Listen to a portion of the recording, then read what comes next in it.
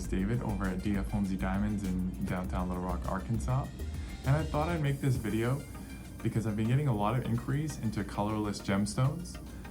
Nowadays in our industry, in the jewelry industry, we've been seeing a big lean towards lab-grown diamonds. And in this video, I'll touch upon that and how you can identify or not identify, based on the unaided eye, some of the gemstones. So let's take a look.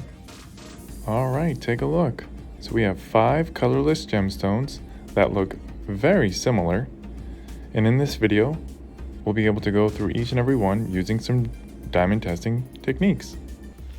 All right, so now we're going to use a microscope and look at the girdle of each of the gemstones, which is the midsection. In this midsection, we're able to find the inscriptions. Here you can see that it says GIA and the report number.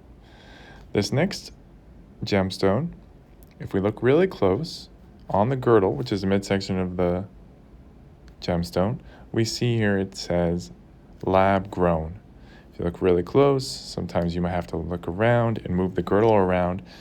In the section, you'll see the laser inscription. In this case, we're looking at a moissanite. Now, it won't say moissanite, but most likely it will say the designer's name, which is in this case, Forever One, which is Charles and Clovard's very brilliant colorless moissanite.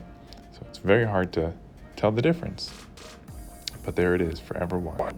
All right, so here we have the Sherlock Holmes Yehuda CVD and HPHT diamond tester. Here we have a natural diamond, lab-grown diamond. Then we have a moissanite, cubic zirconia, and glass.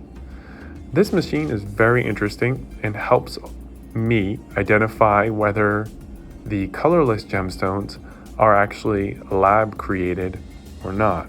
More specifically, the lab diamond. Nowadays in our industry, we are seeing a lot of lab diamonds coming to the market, and this will help me identify whether it is lab grown or not.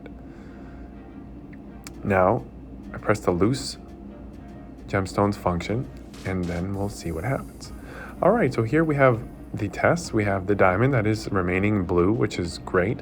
The lab diamond, which is now red, and the moissanite, which is blue, cubic zirconia blue, and CZ blue. The glass blue. And then they put a little lab diamond there. So here we're able to identify that is lab grown.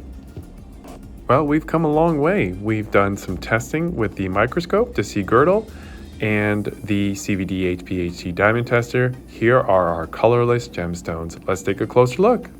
All right, so here's our natural diamond. We saw the GIA report that we're able to distinguish it as a natural diamond. Then we have our lab-grown diamond. These two are very hard to distinguish between the two. You need the lab-grown diamond tester and the laboratory realistically to test between the two. There's our moissanite with many spectral colors coming off of it because of its doubly refractive index. There's our cubic zirconia. If you take a real closer look, you can see the scratched and abraded girdle. And then there's our glass. Very clearly, you can see through it. There are our gemstones that are colorless.